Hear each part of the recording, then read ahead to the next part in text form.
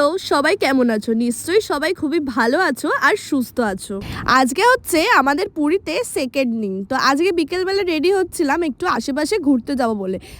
ঘুরতে যাওয়াটা বলাটা ভুল হবে। মানে ওই আর কি খেতে যাব বলে।